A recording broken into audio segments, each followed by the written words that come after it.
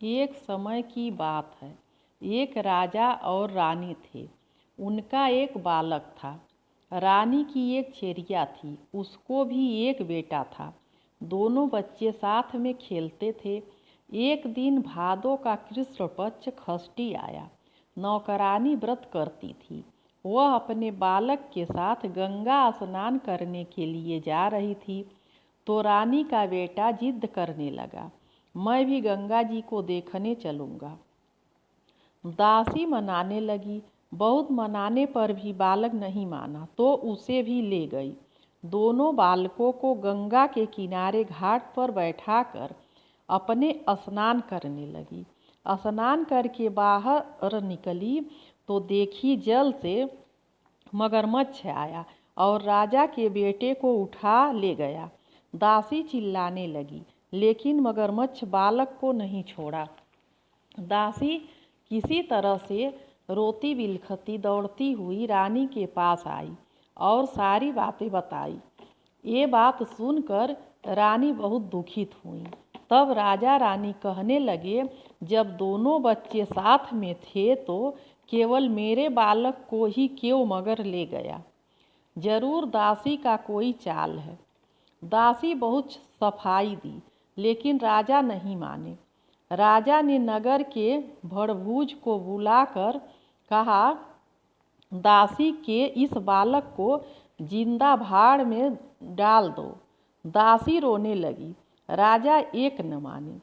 राजा उस बच्चे को अपने नज़र के सामने जलते हुए भाड़ में झोंकवा दिया।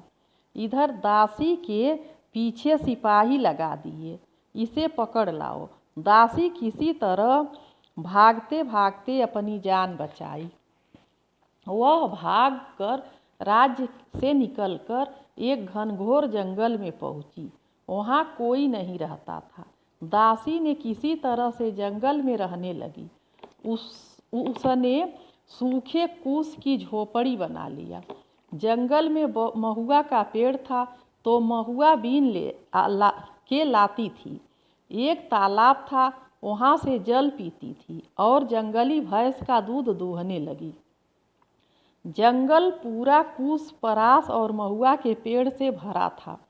दासी महुआ के पेड़ का दातुन तोड़ती थी, पत्ते का दोना बनाती थी और रोज तालाब में स्नान करती थी। जंगल के किनारे से तिन्नी का धान ले आती थी और उसे नाखून से निकाल के चावल बना लेती थी। छह पत्ते का दोना बना के झोपड़ी के पास कूस था, वहाँ पर 2 दोने में चावल, 2 दोने में दूध, 2 दोने में महुआ रख देती थी।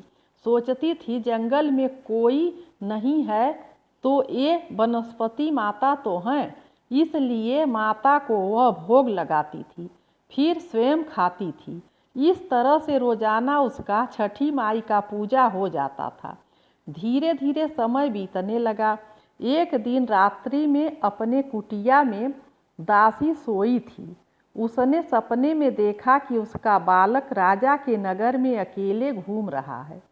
दासी उठ के बैठ गई। सोचने लगी, ऐसा कैसे हो सकता है?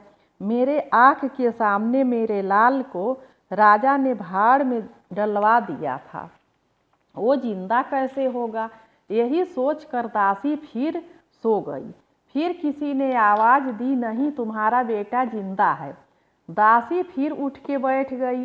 इधर एक दिन भूज ने देखा कि उसके भाड़ के पास दासी का बेटा खेल रहा है।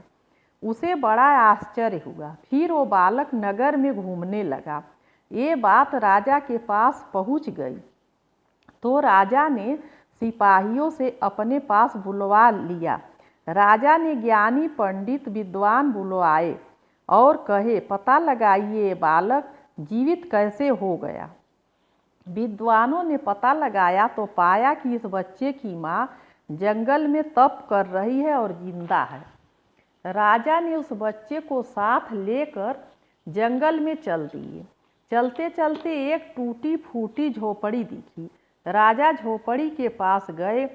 वहाँ उन्होंने देखा कि दासी बैठी है।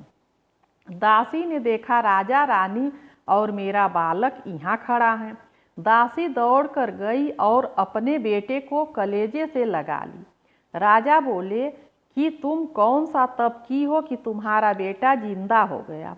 दासी ने सारी बातें बताई। राजा रानी दासी और उसके बेटे के साथ नगर को लौट आए। घर आए राजा तो दूसरे दिन भादो कृष्ण पक्ष षष्ठी तिथि थी। राजा ने 3 का चावल, महुआ और भैंस का दही मंगाए। महुआ का दातुन किए, स्नान करके कुश पूजने निकल दिए।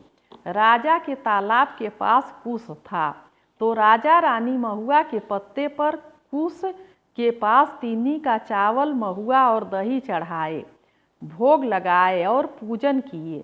इतने में कुश में से ही छठी माई राजा के बेटे को लेकर निकली और राजा को दे दी।